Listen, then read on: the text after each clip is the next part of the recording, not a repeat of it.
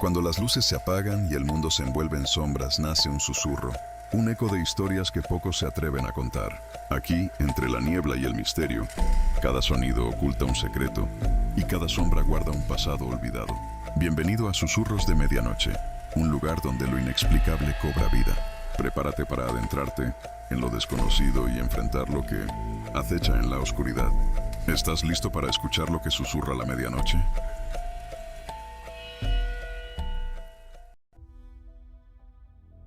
Soy Andrés, operador del metro de la Ciudad de México.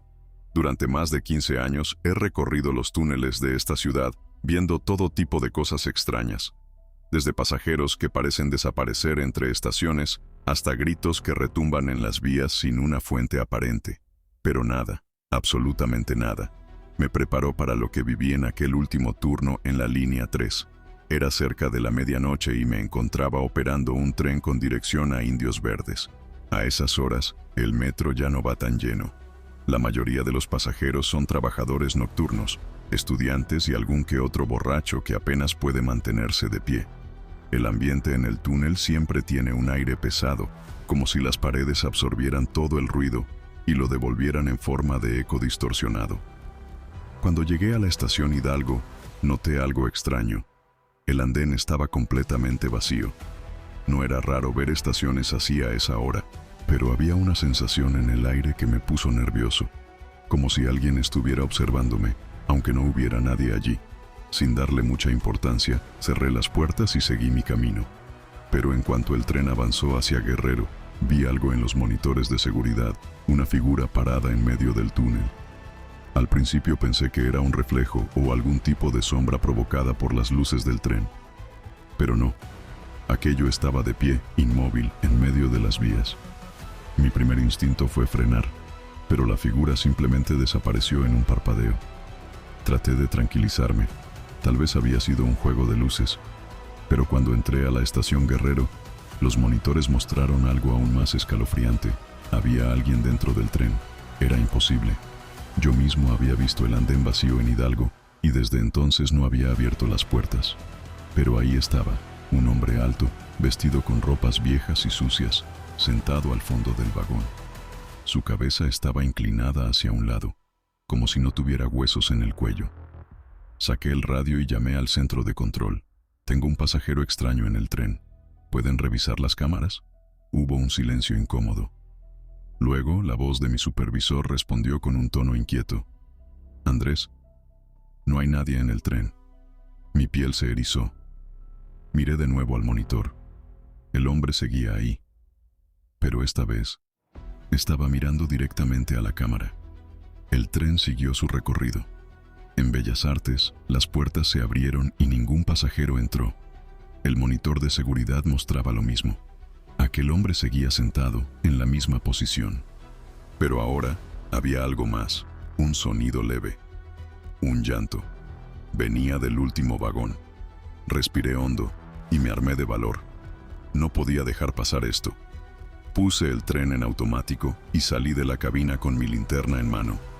Caminé entre los vagones vacíos, con el eco de mis pasos resonando en el metal. El llanto se hacía más fuerte conforme me acercaba al fondo. Cuando llegué al último vagón, el sonido se detuvo. La puerta estaba abierta, y en el suelo había algo que me paralizó. Unos zapatos pequeños, desgastados, llenos de polvo. El tren se detuvo en Deportivo 18 de marzo. Al abrir las puertas miré hacia el andén, y allí estaba, el mismo hombre del monitor. Pero esta vez, no estaba solo. A su lado, una niña de cabello largo y sucio le tomaba de la mano. No subieron al tren. Solo me miraban. Y antes de que las puertas se cerraran, la niña sonrió. No fue una sonrisa normal. Fue una sonrisa demasiado grande para su rostro, llena de dientes torcidos y encías ennegrecidas. El tren arrancó, y cuando volví a mirar el monitor, el hombre y la niña estaban dentro del vagón otra vez. Llegué a Indios Verdes con el corazón latiendo con fuerza. El tren estaba completamente vacío, o al menos eso quería creer. Corrí hasta la cabina, cerré las puertas y apagué las luces. No me atreví a revisar los vagones. En cuanto terminé mi turno, hablé con otros operadores. Uno de ellos, un hombre mayor con más de 30 años de experiencia, Me miró con seriedad cuando le conté lo sucedido. A todos nos ha pasado algo así en la línea 3, dijo en voz baja. Pero nunca te detengas, nunca les hables. Si los ves, sigue avanzando y reza para que no te sigan. Desde entonces, cada vez que entro a un túnel oscuro en mi turno, me invade una sensación aterradora, porque sé que no estamos solos, y en algún rincón del metro de la Ciudad de México, ellos siguen viajando, esperando al siguiente conductor desprevenido. Me llamo Héctor y soy operador del metro de la Ciudad de México. He trabajado en distintas líneas durante más de 10 años, y aunque he escuchado muchas historias sobre apariciones en los túneles y estaciones abandonadas, nunca les di importancia. Hasta aquella noche en la línea 2 era un turno normal. Pasaban de las 11:30 de la noche y me tocaba hacer la última corrida del tren, de Cuatro Caminos a Tasqueña. A esa hora, la mayoría de los vagones van casi vacíos, salvo por algunos pasajeros que regresan tarde del trabajo o aquellos que simplemente no tienen otro lugar a donde ir. El recorrido empezó sin incidentes. En cada estación bajaban más personas hasta que llegamos a Xola. Ahí, solo quedó un pasajero, un hombre de traje gris, de pie en medio del vagón, con la cabeza baja.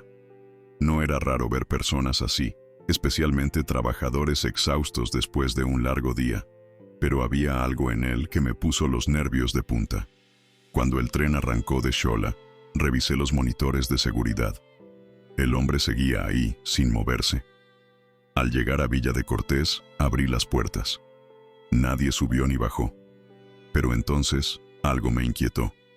El hombre ya no estaba en el vagón donde lo había visto. Giré la cámara hacia el siguiente vagón, y ahí estaba. No lo vi moverse, no lo vi caminar. Simplemente había cambiado de lugar en un instante. La sensación de inquietud creció en mi pecho. Debe ser el cansancio, pensé. Pero entonces, en los audífonos de comunicación, escuché algo que me dejó helado, un susurro. Falta uno. No sabía si lo había imaginado. Intenté ignorarlo y seguí avanzando hacia Tasqueña. Cuando llegué a Ermita, revisé las cámaras nuevamente. El vagón estaba vacío. No había nadie. El hombre de gris había desaparecido. Me froté los ojos. ¿Acaso me lo había imaginado todo? Pero cuando el tren empezó a moverse, sentí un escalofrío terrible. Al mirar de nuevo las cámaras, vi algo que me revolvió el estómago. No era el hombre. Era alguien más. Una figura oscura estaba de pie en el último vagón. Era más alta de lo normal y tenía los brazos demasiado largos. No podía ver su rostro, pero sabía que me estaba mirando. El terror se apoderó de mí. No podía detener el tren. No podía huir. Cuando llegué a General Anaya, encendí las luces de los vagones. No había nadie. El tren estaba vacío. Pero entonces noté algo en la ventana de la cabina. Había una marca, como si alguien hubiera pasado la mano sobre el vidrio empañado. Y en medio del cristal, con letras temblorosas, había un mensaje. Falta uno. Las luces del tren parpadearon. Un estruendo resonó en los túneles, como si algo gigantesco hubiera caído sobre las vías. Y entonces lo escuché. Un grito desgarrador, salido de lo más profundo del túnel. No era humano. Era un alarido distorsionado, como si muchas voces gritaran al mismo tiempo. El tren se sacudió. El miedo me paralizó. Cuando llegué a Tasqueña, abrí las puertas y salí de la cabina de inmediato. Al revisar los vagones, no encontré a nadie. Pero en el suelo del último vagón, había algo que no debería estar ahí. Un zapato gris, cubierto de polvo. No volví a ver al hombre de gris después de esa noche. Pero cada vez que hago la última corrida, reviso las cámaras con atención. Porque en ocasiones, en el reflejo de las ventanas, creo ver una sombra alta, esperando a que el tren arranque. Mi nombre es Carlos, y soy operador del metro de la Ciudad de México. Llevo más de 12 años recorriendo los túneles de esta ciudad, viendo de todo: pasajeros que se quedan dormidos, gente que baja en estaciones equivocadas, y personas que parecen perderse en la inmensidad del subterráneo. Pero hay algo que pocos conocen. En el metro hay lugares que no deberían existir. Uno de ellos es la estación fantasma, y yo Fui testigo de lo que habita ahí dentro. Todo comenzó en un turno nocturno en la línea 9, que corre de Pantitlán a Tacubaya. Era cerca de la medianoche y me tocaba la última corrida. A esa hora, el tren viaja casi vacío, con solo unos pocos pasajeros. Los vagones iban en completo silencio, salvo por el sonido del metal crujiendo en los túneles. Todo parecía normal, hasta que pasé por la zona entre Centro Médico y Chilpancingo. Ahí fue cuando vi la estación. El problema es que esa estación no existe. Era un andén iluminado, cubierto de polvo y con anuncios viejos de campañas políticas de hace décadas. Mi primer instinto fue pensar que era un reflejo, una ilusión óptica. Pero entonces vi a una persona parada en el andén. Era una mujer vestida con ropas antiguas, como de los años 70. Se quedó de pie, mirando hacia el tren. Mi sangre se heló cuando noté algo imposible. El tren no se detuvo, pero ella subió. No hubo movimiento, no hubo sonido de puertas abriéndose. Simplemente apareció dentro. Revisé los monitores de seguridad. Ahí estaba ella, de pie en medio del vagón vacío. Mi corazón empezó a latir con fuerza. Lo más aterrador no fue que subió sin que las puertas se abrieran. Lo más aterrador fue que su rostro estaba incompleto. Donde deberían estar sus ojos, solo había piel lisa y pálida. Pero sabía que me estaba viendo. Apreté los dientes y decidí seguir con la ruta. En las siguientes estaciones, las puertas se abrían, pero nadie subía ni bajaba. La mujer no se movía. Cuando llegué a Chilpancingo, revisé los monitores nuevamente. La mujer ya no estaba en el vagón. Pero ahora, había algo aún peor. Había más personas. Gente vestida con ropa vieja, empolvada, con miradas vacías. Todos sentados, inmóviles, como esperando llegar a una estación que no existe en ningún mapa. Las luces del tren parpadearon. Y entonces, lo escuché, en los audífonos de comunicación, donde solo debería escuchar al centro de control. Una voz susurró mi nombre. No fue una interferencia, no fue un error técnico. Fue una voz fría y distante, como si viniera de algo que no estaba vivo. Vas en la ruta equivocada. El tren se detuvo de golpe. No accioné los frenos. Simplemente dejó de moverse. Las luces se apagaron por completo. Y en la oscuridad, escuché pasos acercándose a la cabina. Encendí mi linterna y miré hacia el vagón. Las personas seguían ahí, sentadas, pero ahora estaban sonriendo. No era una sonrisa normal, era una mueca antinatural, con bocas demasiado grandes y dientes torcidos. Mi respiración se volvió errática. Miré por la ventana y me di cuenta de que el tren estaba detenido en la estación fantasma. No supe qué hacer, no podía moverme. Pero entonces vi algo aún peor. La mujer sin ojos estaba justo frente a la cabina. No se movía, no hablaba, solo esperaba. Y detrás de ella, más figuras emergían del andén. Gente que no debería estar ahí. Pasajeros de trenes que nunca llegaron a su destino. Las luces volvieron de golpe. El tren arrancó solo. Miré los monitores y la estación había desaparecido. Llegué a Tacubaya con el corazón latiéndome en la garganta. Salí de la cabina, revisé los vagones y no había nadie. Pero al salir del tren, vi algo que me quitó el aliento. Había huellas marcadas en el suelo, dirigiéndose hacia la salida, huella tras huella, hasta que desaparecían en la nada. Desde esa noche, he investigado la estación fantasma, pero no hay registros de su existencia. Sin embargo, algunos operadores veteranos me han contado sus propias experiencias.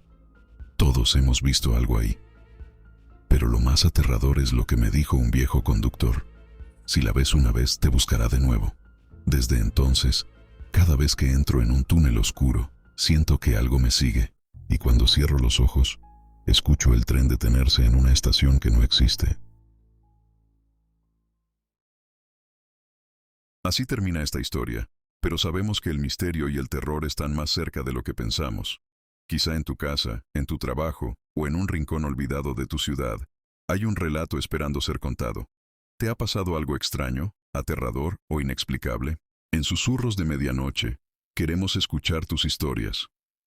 En la descripción de este video, encontrarás el correo al que puedes enviarlas. y podrías ser parte de nuestros próximos episodios.